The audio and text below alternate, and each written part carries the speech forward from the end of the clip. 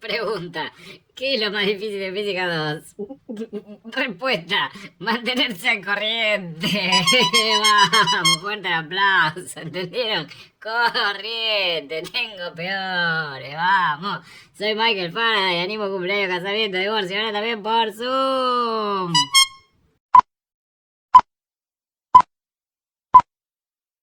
Buenas tardes, buenas noches, buenos días, dependiendo del momento en que me estén mirando. Yo soy Damián Gulich y este es otro encuentro de física. En esta ocasión vamos a hablar sobre la ley de inducción de Faraday y también vamos a discutir sobre autoinducción. Para la clase de hoy vale que hagamos una recapitulación de todo lo que sabemos hasta el momento y eso se traduce en un juego de ecuaciones que estuvimos desarrollando penosamente y que tengo acá, magia, ya escritas. Ley de Gauss para el campo eléctrico. Bueno, uno tiene una distribución de cargas, esa distribución de cargas constituye las fuentes del campo eléctrico, consideramos una cierta región omega del espacio, esa región está limitada por una superficie cerrada que la llamamos la frontera de omega. Bueno, en esas condiciones podemos encontrar que el flujo del campo eléctrico a través de la superficie cerrada, que es la frontera de la región omega, es 1 sobre epsilon 0 de la integral triple de la distribución generalizada de cargas adentro de ese volumen omega. Esta es la versión integral de la ley de Gauss y también pudimos deducir la forma diferencial de la ley de Gauss para el campo eléctrico, que es la siguiente, que es que el divergente del campo eléctrico es ρ sobre epsilon 0. Y estas dos formas son una manera de decir que las fuentes del campo eléctrico son las cargas y cómo están distribuidas. En un orden caprichoso, ahora la ley de Gauss para el caso del campo magnético. Bueno, misma historia, consideramos una región del espacio, omega, que está limitada por una frontera, que es una superficie cerrada, y en esas condiciones vimos que el flujo del campo magnético a través de una superficie cerrada da cero. La forma diferencial es esta, que el divergente de B es igual a cero. ¿Qué significa esto? Bueno, que en el electromagnetismo clásico, lo que estamos viendo nosotros, el campo magnético no tiene fuentes puntuales. Siguiendo con un orden totalmente caprichoso, podemos repasar lo que vimos cuando calculamos la circulación del campo magnético. Bueno, consideramos qué cosa? Consideramos una curva cerrada gamma, que en realidad limita a una superficie abierta, cualquier superficie abierta que esté limitada por esta misma curva. Bueno, en esas condiciones vimos que la circulación del campo magnético a lo largo de esa trayectoria, que está orientada, es mu cero veces del flujo de la densidad de corriente integrada ¿dónde? Integrada en esa superficie S cuya frontera es gamma.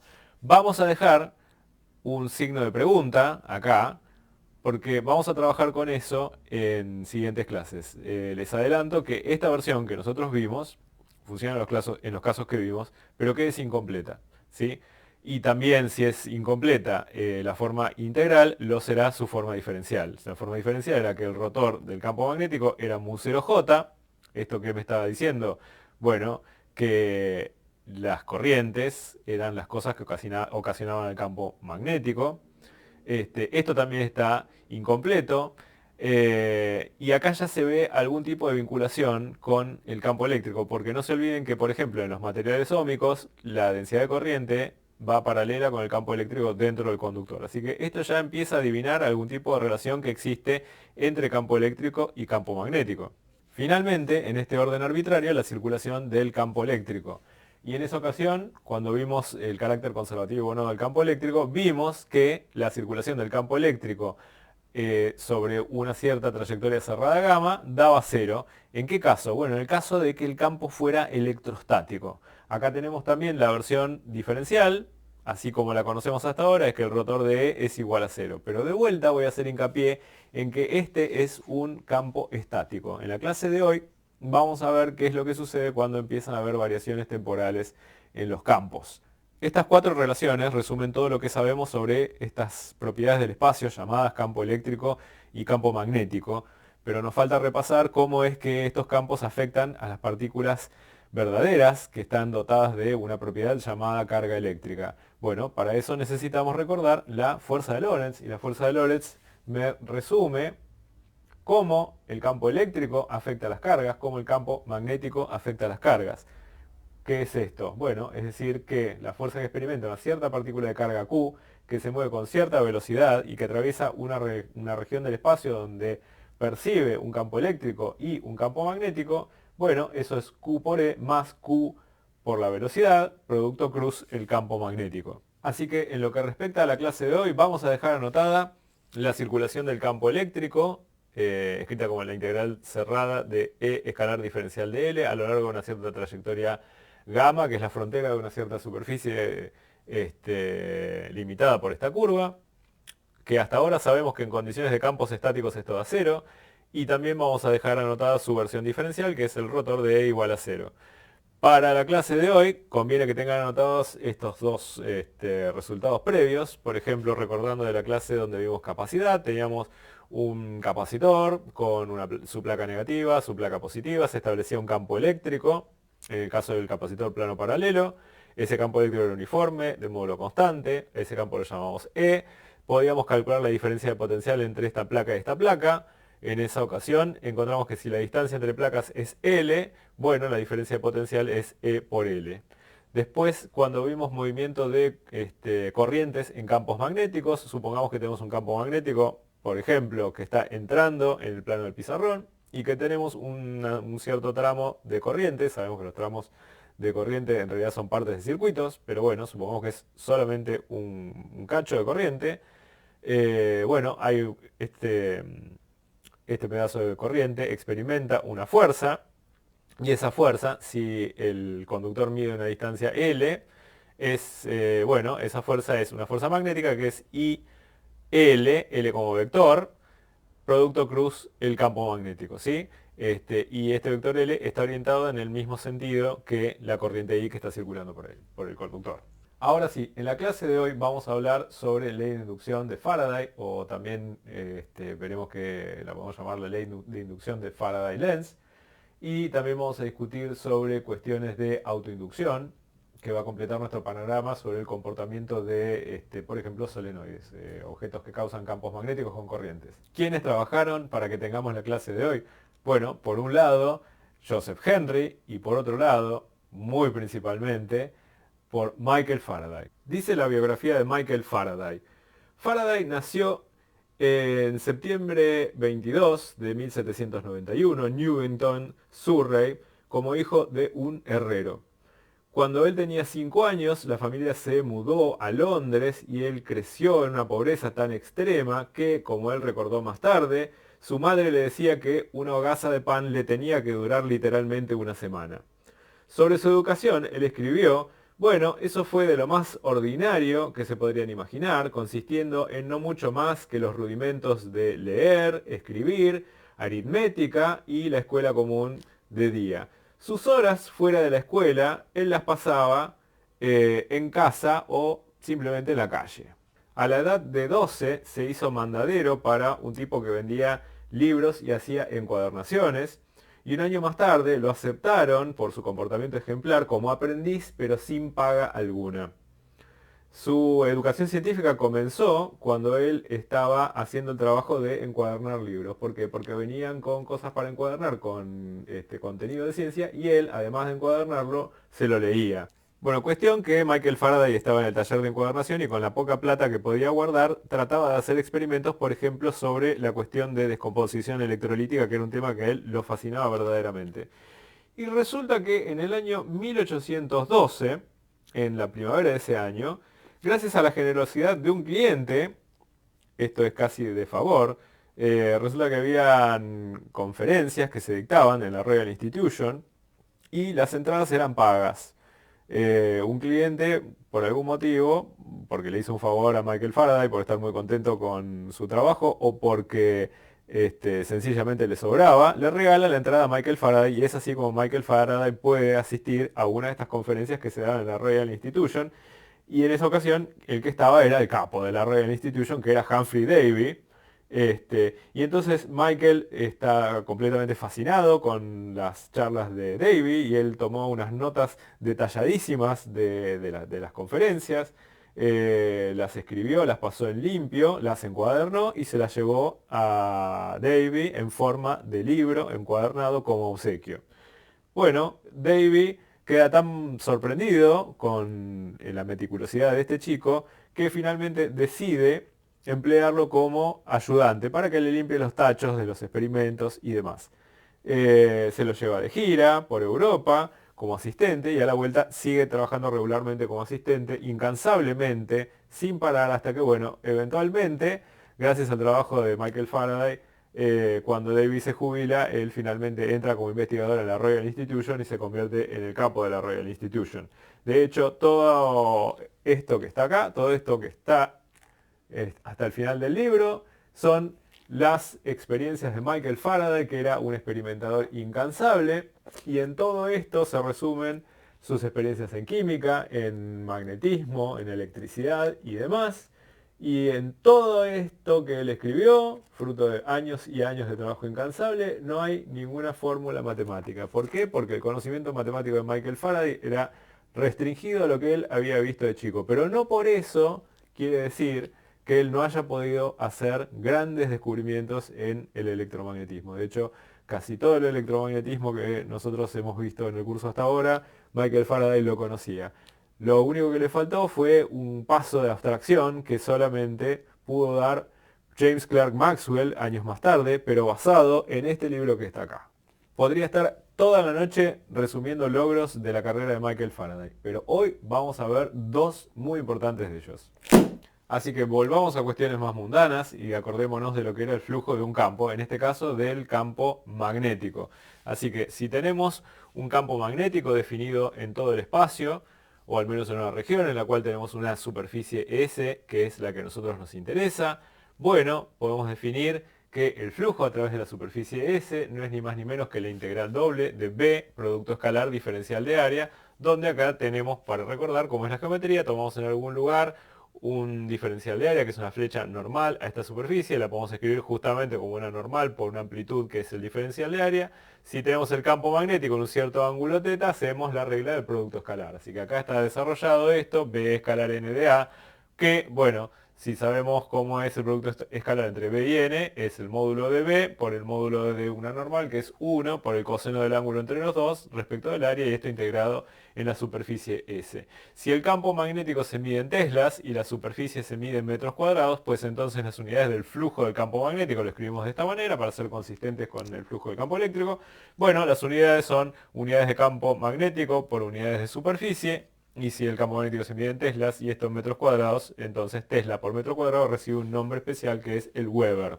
En la experiencia de Ørsted, acordémonos que se hacía pasar una corriente por un alambre y se descubría que hay un campo magnético alrededor del alambre con corriente, que los materiales óhmicos, la densidad de corriente es proporcional a un campo eléctrico que hay adentro del conductor, y que por lo tanto tener un campo eléctrico en las condiciones adecuadas lo que nos da es un campo magnético. Estaba de manifiesta una relación entre campos eléctricos y campos magnéticos, es decir, quien tiene un campo eléctrico puede en determinadas condiciones generar campos magnéticos. Y lo que queda planteado desde ese momento es, bueno, ¿será cierto que con campos magnéticos podemos inducir campos eléctricos? Es decir, podemos inducir corrientes en conductores.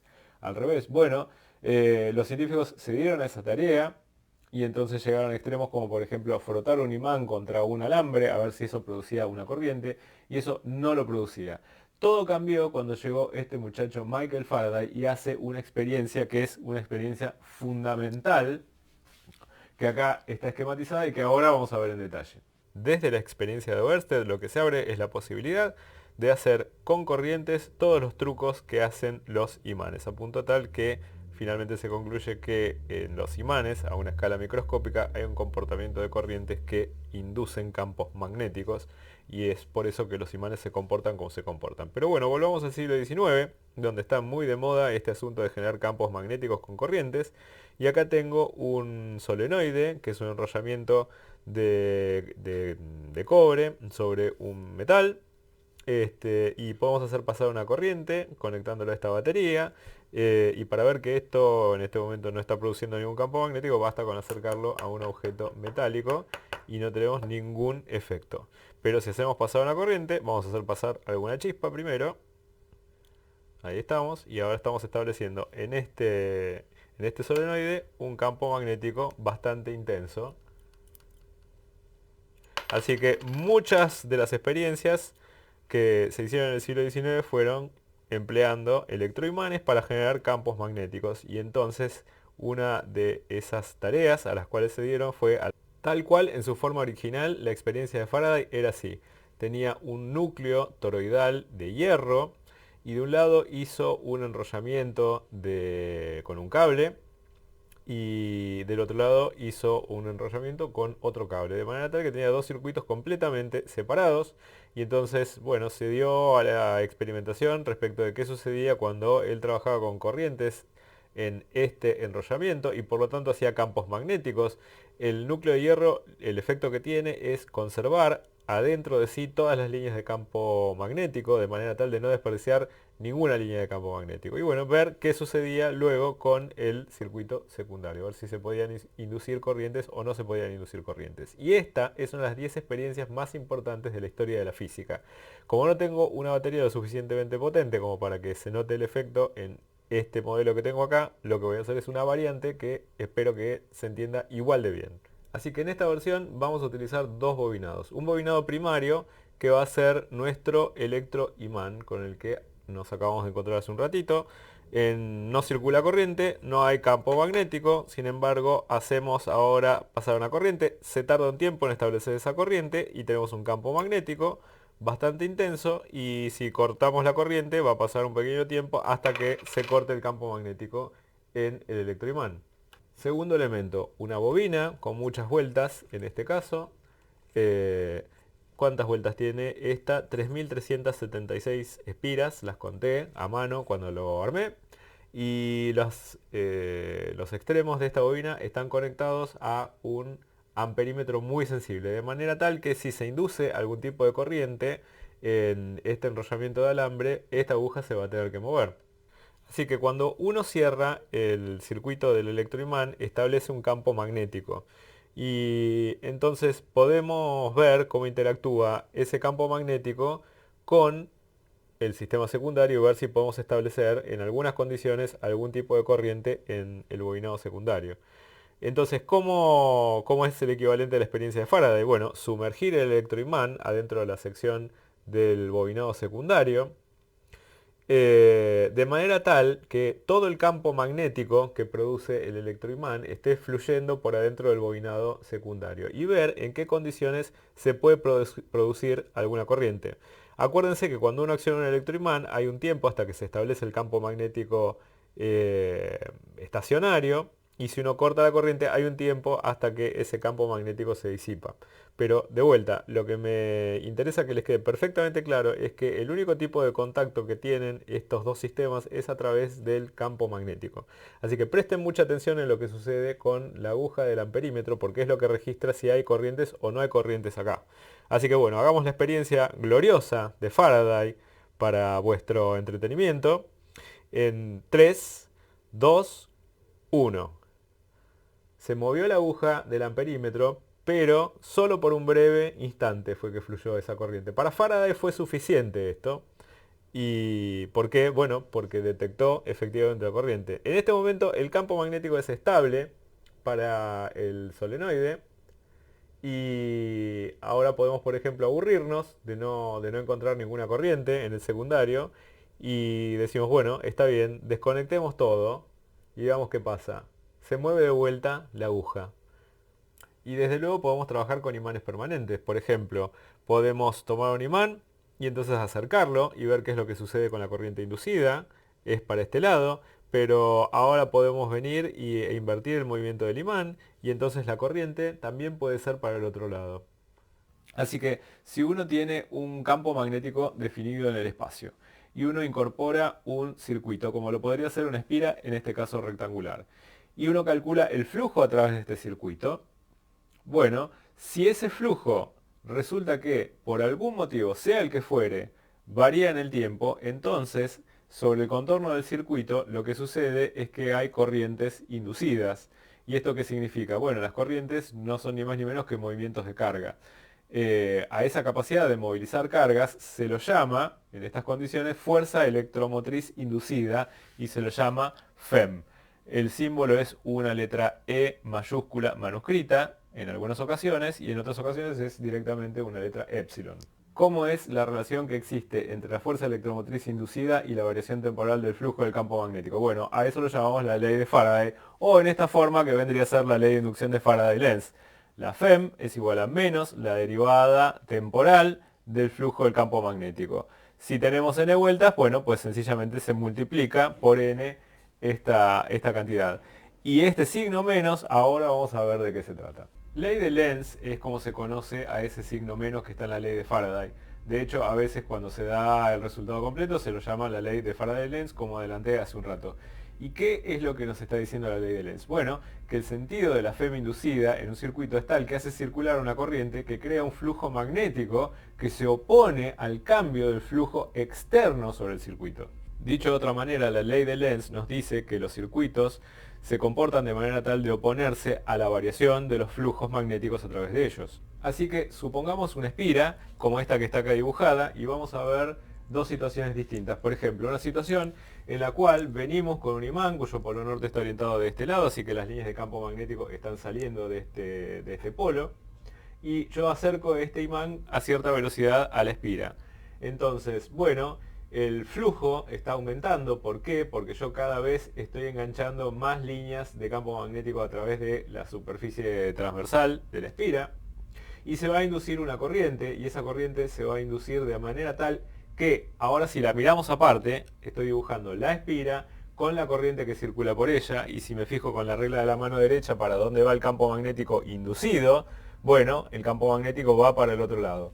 ¿Y qué efecto tiene este campo magnético inducido? Bueno, tratar de contrarrestar el aumento de flujo que está sucediendo por acercar este imán. Siguiente caso, ¿qué pasa si tenemos la misma espira y tenemos el mismo imán, pero ahora lo estamos alejando? Es decir, ¿qué pasa si ahora el flujo a través de esta sección transversal está disminuyendo? Bueno, se va a inducir una corriente, esa corriente se va a inducir de manera tal que circula, ahora la vamos a ver aparte, tenemos la espira. Si la corriente circula de esta manera, usamos la regla de la mano derecha y entonces el campo magnético de la corriente inducida apunta en esta dirección y sentido, de manera tal que su efecto ¿cuál es? Bueno, es el de contrarrestar esta disminución de flujo por alejar el imán. La ley de Lenz es una forma de la conservación de la energía. ¿Por qué es eso? Bueno, veamos en detalle este ejemplo. Supongamos que tenemos el imán con su polo sur de este lado, el polo norte de este lado. Eso quiere decir que las líneas de campo magnético son esencialmente en este sentido, y tenemos nuestra espira. Entonces, supongamos que no se cumple la ley de Lenz tal cual nosotros la conocemos. ¿Qué sucedería? Bueno, si acercamos este imán a una cierta velocidad v y se induce la corriente al revés de como nosotros dijimos, es decir, en esta dirección, eso quiere decir que el campo magnético inducido por la corriente de la espira, entonces ahora también va a ir en esta dirección. Por lo tanto, la espira se va a comportar como si fuera un imán que tiene su norte de este lado y su sur de este lado. Y entonces ese sur se va a atraer con el norte del imán y entonces va a acelerar el imán rápidamente. Y si el imán se acelera, entonces el flujo aumenta todavía más rápido y entonces la Fem inducida aumenta todavía más hasta un nivel en que es infinito todo. Y por lo tanto estaríamos, si enchufamos esa espira a una resistencia, sacando una cantidad de energía infinita a costa de haber desplazado infinitesimalmente un imán hacia una bobina. Y eso obviamente no pasa, porque la energía se tiene que conservar. Como mucho, yo voy a poder sacar del sistema tanta energía como haga el agente externo, como por ejemplo sería alguien que está empujando ese imán hacia la espira. Así que por lo tanto, la ley de Lenz es una manera de decir que la energía se conserva, y es por eso que las corrientes inducidas tratan de contrarrestar el cambio en todo flujo. Un consejo para la práctica: cuando ustedes tienen un circuito, sea de la forma que sea, no tienen muchas posibilidades respecto de la circulación de la corriente. O va para acá o va para allá. Entonces fíjense qué circulación de corriente garantiza que ustedes contrarrestan la variación del flujo del campo magnético a través de la espira. ¿Qué pasa cuando uno tiene un campo magnético que está interactuando no ya con un hilo delgado de conductor, sino con todo un plano conductor? Bueno, cuando el flujo magnético a través de un pedazo grande de conductor está cambiando, también se van a inducir corrientes en este material. Y a esas corrientes se les da un nombre particular, que es corrientes parásitas o corrientes remolino o corrientes de Foucault. A veces estas corrientes son indeseables porque calientan el material. Y esto se soluciona, por ejemplo, haciendo laminados. Esto se ve en los transformadores. Otras veces ese calentamiento, por otro lado, es útil. Y entonces, por ejemplo, se lo utiliza para los hornos de inducción, en los cuales el material se calienta usando un campo magnético que varía rápidamente. Y, por ejemplo, en los frenos magnéticos, que son los frenos que tienen los trenes, esto es particularmente útil porque es súper eficiente, porque tiene muchísimo menos desgaste que un freno mecánico para, por ejemplo, los trenes de alta velocidad. Si tenemos un campo magnético definido en el espacio y movemos un conductor solo dentro de ese campo magnético, también vamos a poder obtener una FEM. A esta FEM se la llama FEM por movimiento. Y vamos a recordar algunas cosas que tal vez tengamos en la cabeza desde la clase de efecto Hall. Entonces vamos a tener que repasar lo que sucede con las cargas que están adentro del conductor y qué fuerzas actúan sobre esas cargas.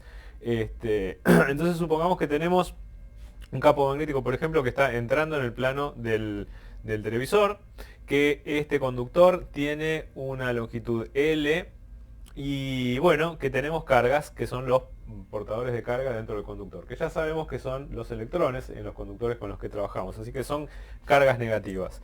Bueno, si uno mueve este conductor con cierta velocidad v en esta dirección, podemos ver cuáles son las fuerzas que actúan sobre esta carga. Por ejemplo, podemos calcular cuánto es la fuerza magnética. Bueno, la fuerza magnética la sabemos porque ya sabemos cómo es la relación, en este caso, que es QV cruz V, ¿sí? Entonces, la carga se mueve con una velocidad V para acá, el producto vectorial V cruz V es para arriba, pero como la carga es negativa, entonces la fuerza magnética es para abajo.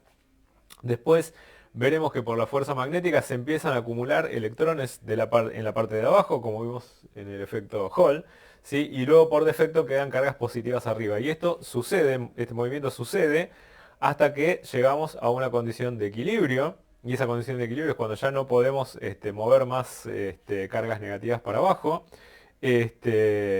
Y bueno, en esas condiciones se establece un campo eléctrico, porque esto funciona como si fuera una especie de capacitor.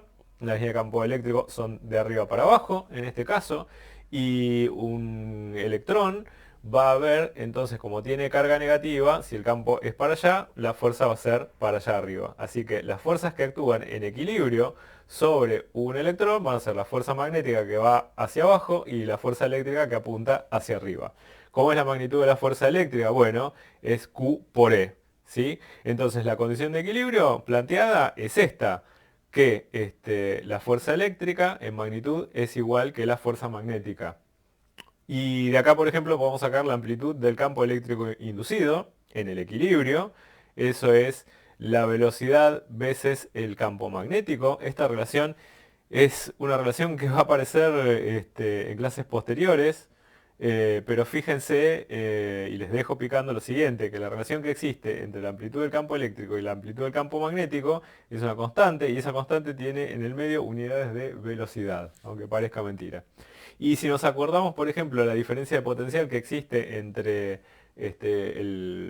las placas de un capacitor, como vimos en el repaso, bueno, la diferencia de potencial es E por L, y entonces como sabemos cómo es la magnitud del campo eléctrico en equilibrio en esta situación, bueno, sencillamente nos queda que la diferencia de potencial es B por L por B. Entonces la diferencia de potencial esta se mantiene entre las puntas siempre y cuando mantengamos este movimiento a velocidad B sumergidos dentro del campo uniforme. Queda claro que esta diferencia de potencial que acabamos de encontrar es el valor de la FEM de movimiento. Así que hagamos un ejemplo concreto de todo lo que estuvimos hablando. Supongamos que tenemos dos rieles conductores que están fijos en el espacio, que estos dos rieles están conectados con un alambre y en el medio de este alambre hay una resistencia R, que la separación entre estos dos rieles es L, y entonces entre esos dos rieles está en contacto una barra de material conductor que tiene esta misma longitud L y que le vamos a mover con cierta velocidad V constante en esta dirección. Además tenemos un campo magnético que está entrando en el plano del televisor. Así que como práctica, resolvamos explícitamente este ejemplo. Aprovechemos que tengo el esquema hecho acá en el pizarrón y fijemos un eje de coordenadas. Por ejemplo, digamos que el eje sobre el cual están puestos los rieles es el eje X, entonces el eje que entra en el plano del pizarrón es Y y este eje vertical es Z. Bueno, en esas condiciones podemos empezar a escribir cosas, como por ejemplo podemos darle una expresión vectorial al campo magnético que está entrando al plano del pizarrón. Digamos que el campo magnético B, que es uniforme y es constante, es igual a una cierta amplitud B en la dirección del versor J. Bueno, ahora escribamos el diferencial de área que está sobre el plano XZ. Bueno, sencillamente diferencial de área es igual a dx por diferencial de z. Y si le quiero agregar una dirección en el espacio, voy a tener que utilizar algún versor conveniente. En este caso, voy a utilizar el versor que va paralelo con el campo magnético, es decir, un versor que va según la dirección de J versor. Así que ahí ya tengo todos los ingredientes y nos podemos dar a la tarea de calcular explícitamente el flujo del campo magnético a través de la superficie S. Bueno, esto por definición es la integral doble de B escalar diferencial de área y ahora vamos a escribir explícitamente cada una de las partes que tenemos. Para el campo magnético tenemos que esto da la amplitud B según el versor J, producto escalar. Y ahora permítanme tomar el diferencial de área y poner, en vez del versor a lo último, ponerlo al principio. Así que esto es producto escalar J de X diferencial de Z. Y cosas de los límites de integración, vamos a verlos ahora en un ratito. ¿Qué más tenemos? Bueno, tenemos acá esta cuestión con J, producto escalar J. Esto da 1, así que esta integral está quedando la integral doble de B de X de Z. Y ahora sí, veamos los límites de integración. Bueno, B, para empezar lo podemos sacar de la integral, porque es constante, y así que lo tenemos de la integral de X de Z. Bueno, la variable Z, ¿entre dónde y dónde se está integrando? Si el eje de coordenadas coincide con este riel que está acá, bueno, entonces Z se está integrando entre 0 y L. 0 y L. Y X se está integrando entre 0 y una posición X en la que estemos. Así que vamos a ver, esto queda B, la integral de Z, esa se puede hacer primero, o se pueden permutar estos ganchos, y esto sencillamente da L. Y la integral de X va entre 0 y X, así que esto da directamente X. Así que esta es la expresión explícita del flujo. Ahora calculemos explícitamente el valor de la FEM inducida. E es igual a menos la derivada del flujo del campo magnético respecto del tiempo. Y ahora reemplazar por las cosas que sabemos. Esto es menos la derivada respecto del tiempo. ¿De qué?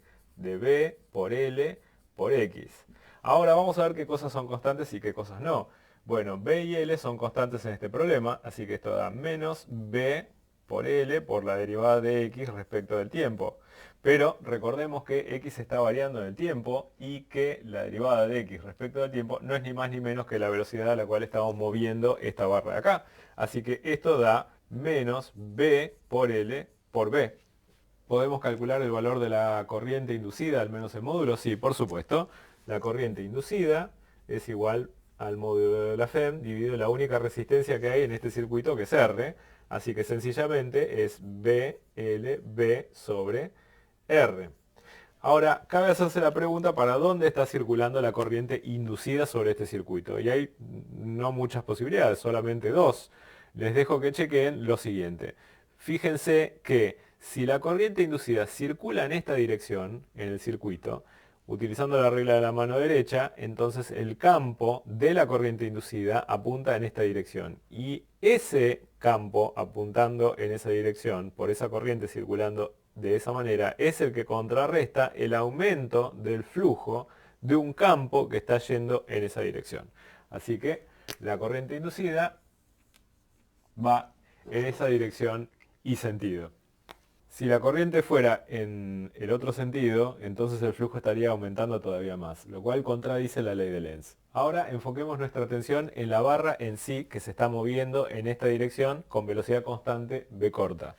Bueno, por el hecho de que le circule una corriente I, sabemos que experimenta una fuerza magnética que tiene magnitud I por L por V larga, y esta fuerza se opone a la dirección del movimiento de la barra.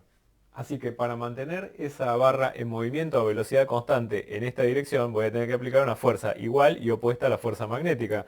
Así que la fuerza aplicada va a tener que ser necesariamente igual a I por L por B.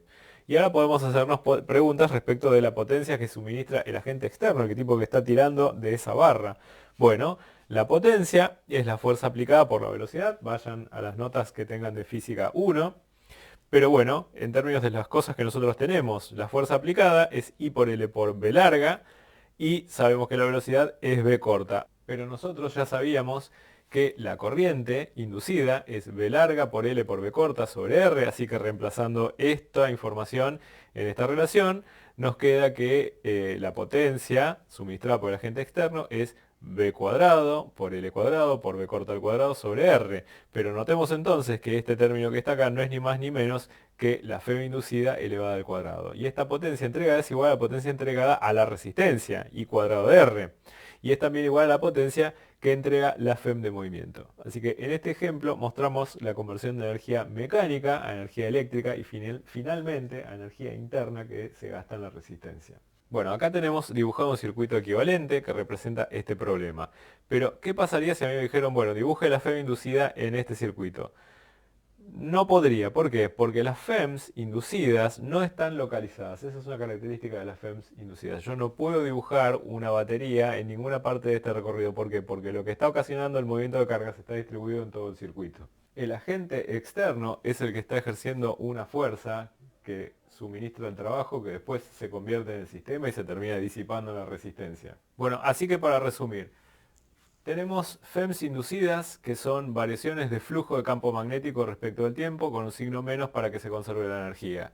Sabido esto, y si tenemos un circuito que tiene una cierta resistencia R, entonces podemos encontrar cuál es el valor de la corriente inducida en ese circuito.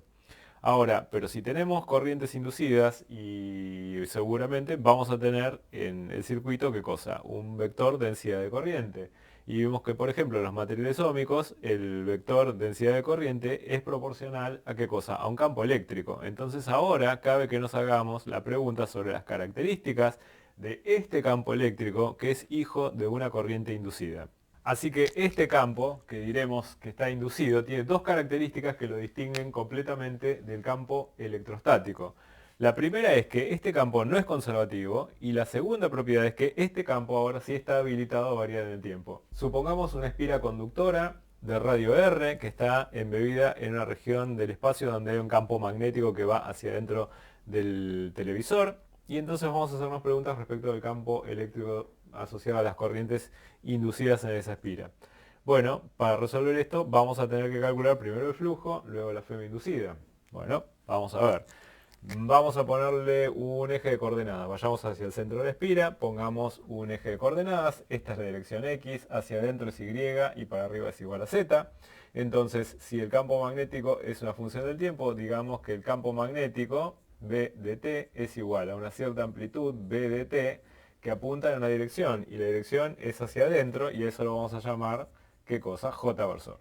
Después, el diferencial de área de A para esta espira vamos a considerar el que tiene su normal hacia adentro, así que si esta es la dirección X y esta es la dirección Z, esto es sencillamente dx de Z, y en qué dirección, en la dirección de J versor. Si calculamos el flujo a través de esta espira, bueno, explícitamente el flujo magnético, phi b es la integral doble de b escalar diferencial de área a través de la superficie de la espira. Y ahora reemplazamos con las cosas que tenemos. Bueno, el campo magnético es la amplitud b, que es una función del tiempo, por j versor, producto escalar. Ahora permuto la posición del versor para ponerla adelante y acá ponemos el diferencial de área como j versor de x de z. J versor, producto escalar con j versor, esto da 1. Después, ¿qué más? Bueno, sucede que el campo magnético no es una función de las coordenadas porque dijimos que es uniforme, así que lo podemos sacar de la integral, o sea que me queda por la integral doble a través de la superficie S del círculo, ¿sí? Respecto de X respecto de Z, pero esto si está integrado en la superficie de esta circunferencia, no da ni más ni menos que pi por r cuadrado. Así que con eso tenemos el flujo. Si luego queremos calcular la FEM, bueno, calculémosla explícitamente. La FEM inducida es menos la derivada del flujo del campo magnético respecto del tiempo. Y esto es menos la derivada respecto del tiempo, ¿de qué? De B de t por pi r cuadrado, donde pi y r cuadrado son constantes, así que esto me da menos pi r cuadrado por la derivada del campo magnético respecto del tiempo. Bueno, supongamos que el campo magnético está aumentando en esta dirección, es decir, que a medida que pasa el tiempo, el campo magnético es cada vez más intenso en esta dirección.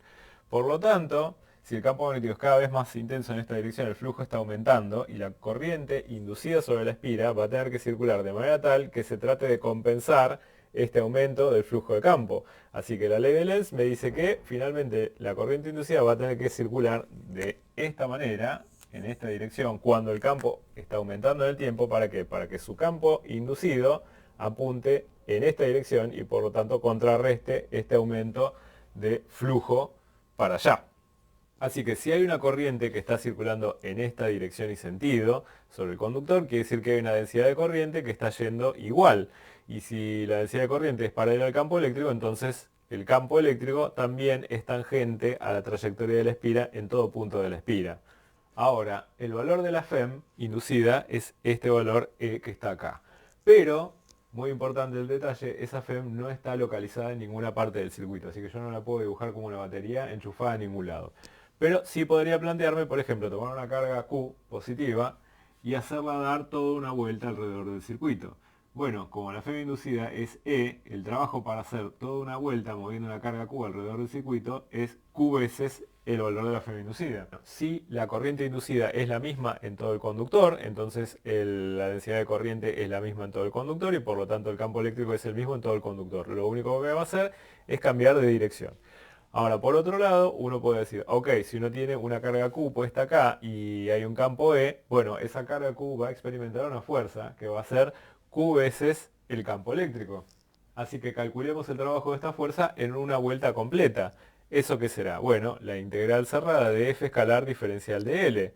¿Y cuál es la fuerza? Bueno, la fuerza es Q por E. Y esto me queda producto escalar diferencial de L. Pero el desplazamiento como vector es paralelo al campo eléctrico. Así que eso queda sencillamente la integral de Q por el módulo de E por el módulo del desplazamiento de L.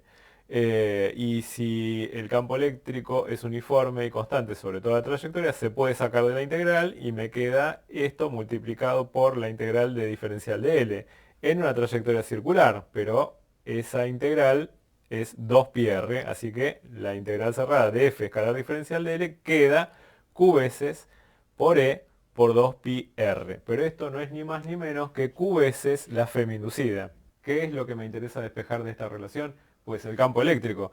Entonces, de aquí puedo decir que el campo eléctrico es igual a la FEM inducida, en este caso, dividido 2πr. Y si me acuerdo que la FEM inducida no es ni más ni menos que menos pi r cuadrado por la derivada del campo magnético respecto del tiempo, entonces llegamos a que el campo eléctrico en este caso es menos r sobre 2 por la derivada de b respecto de t. Y lo que importa en este caso, y lo que nos tiene que quedar de acá para siempre, es la siguiente relación, que si yo tengo un campo magnético que está cambiando en el tiempo, la consecuencia es que voy a tener inducido, ¿qué cosa? Un campo eléctrico. Tuvimos hasta acá el recuerdo del campo electrostático, donde teníamos que la integral cerrada a lo largo de una trayectoria gamma de E escalar diferencial de L era 0, y que eso es su versión integral y en su versión diferencial el rotor de E es igual a 0. Eso, de vuelta, está marcado con la condición de campo estático. Pero ahora volvamos al razonamiento de la transparencia anterior, donde dijimos, bueno, está bien, la integral cerrada de Q por E escalar diferencial de L es Q veces la FEM inducida. Y esto, por la ley de Faraday, es Q veces por menos derivada de flujo del campo magnético respecto del tiempo.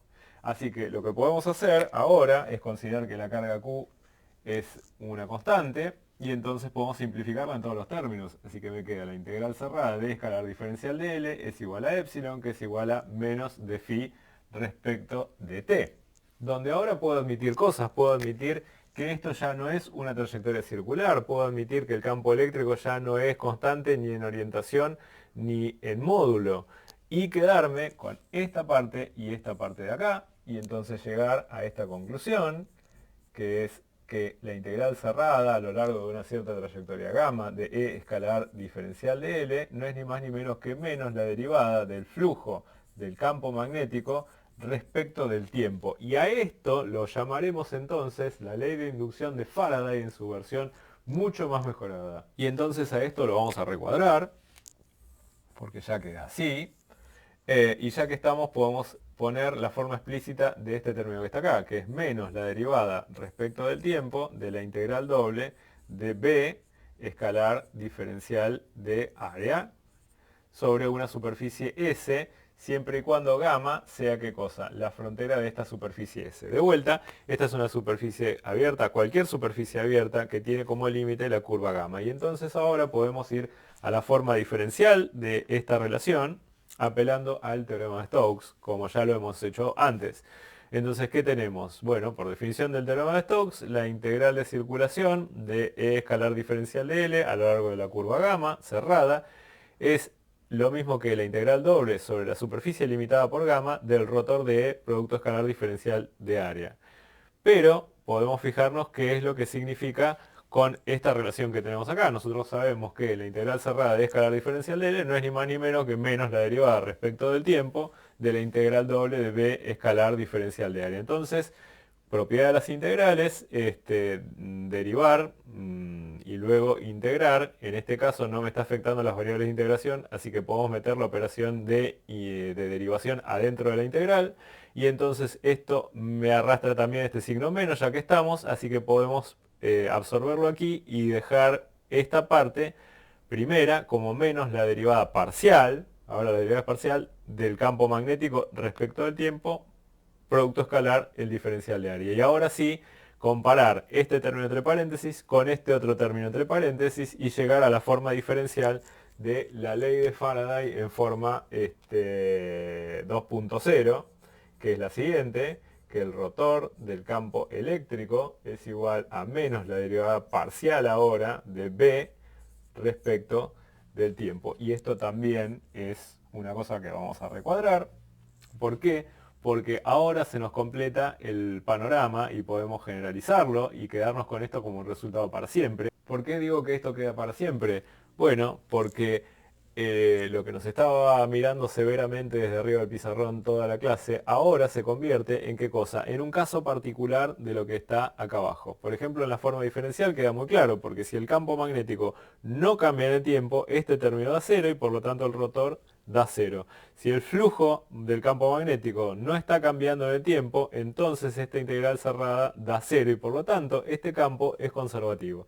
En general no es conservativo siempre y cuando haya variaciones de campo magnético o lo que es equivalente a variaciones de flujo de campo magnético. Y como este enfoque dinámico me incluye también al enfoque estático, entonces digamos chau a lo de arriba y nos quedamos con lo de abajo para siempre. ¿Cómo funciona un generador de corriente alterna, verdadero pilar de nuestra sociedad? La idea es poner un hilvanado de muchas espiras, llamémoslo N mayúscula, sumergidas en un campo magnético uniforme que puede estar prestado, por ejemplo, entre los polos de dos imanes permanentes.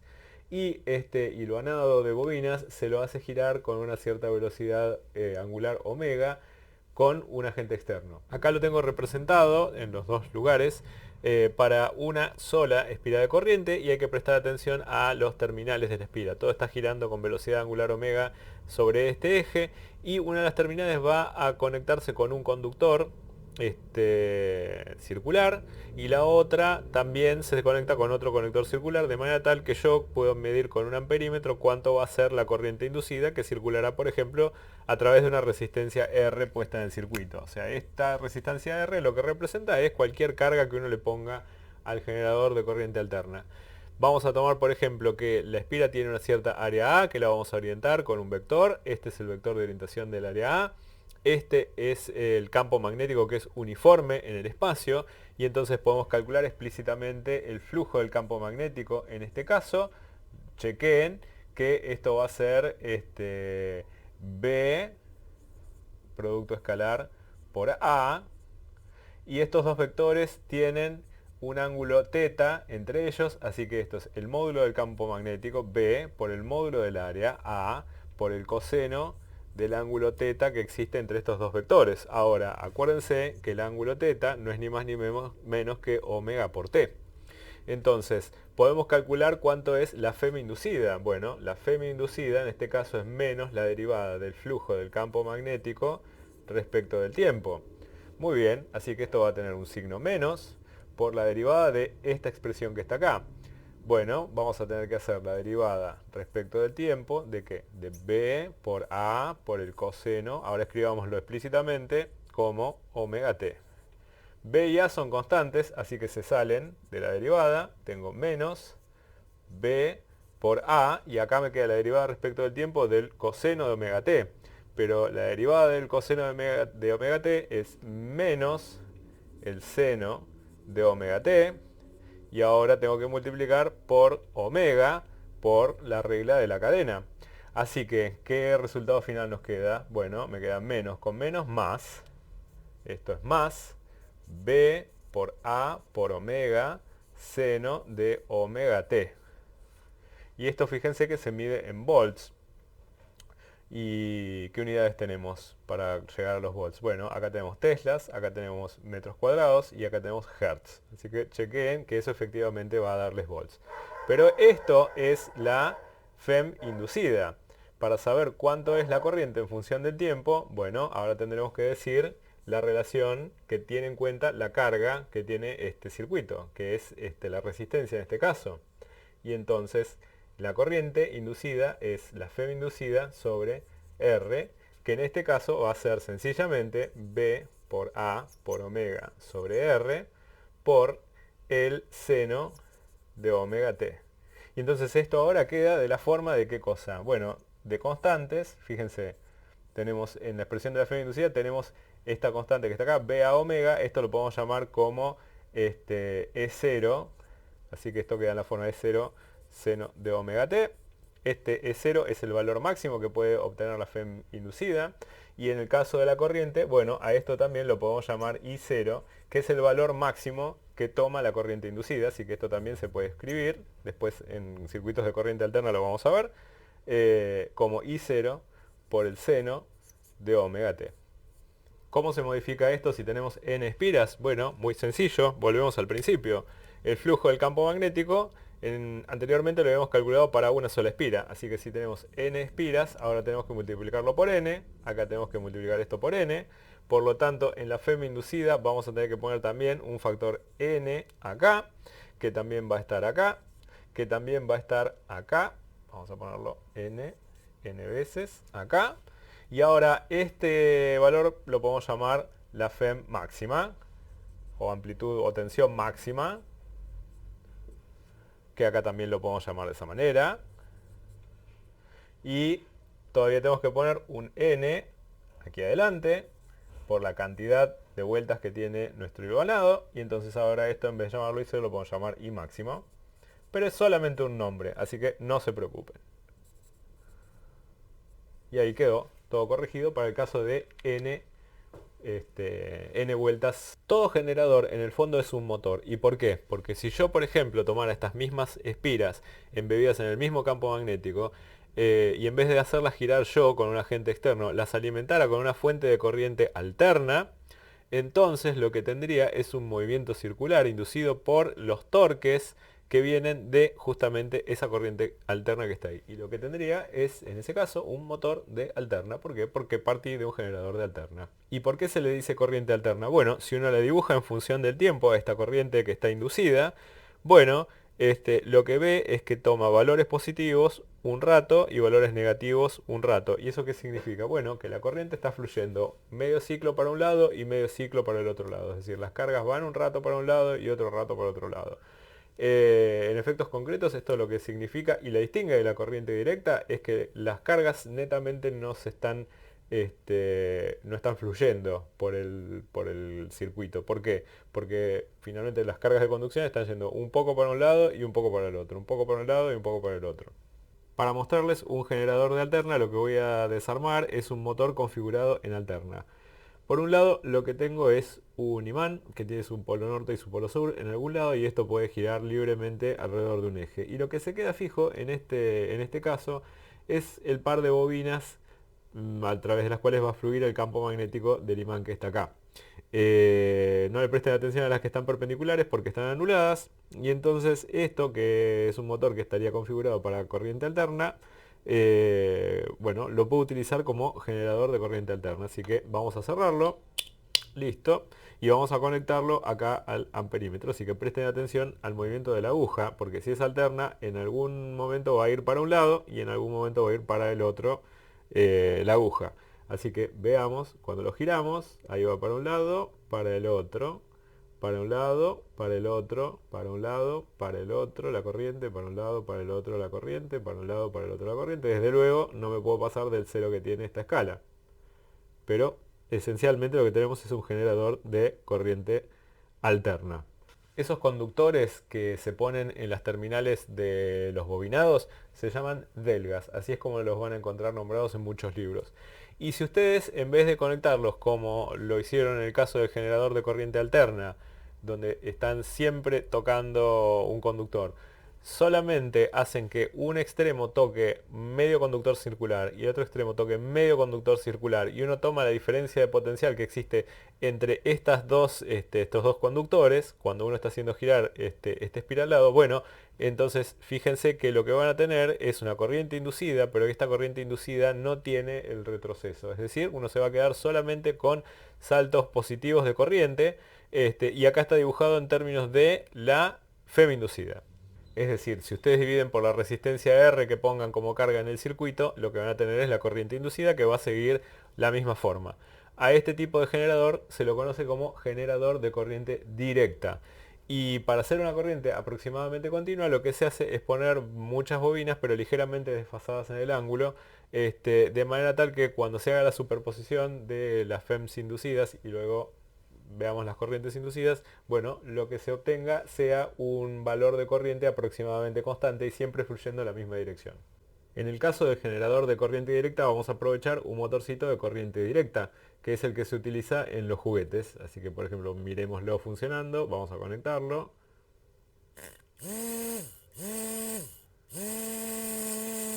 Ajá, así que este es un motor que funciona con corriente continua o un motor de corriente directa.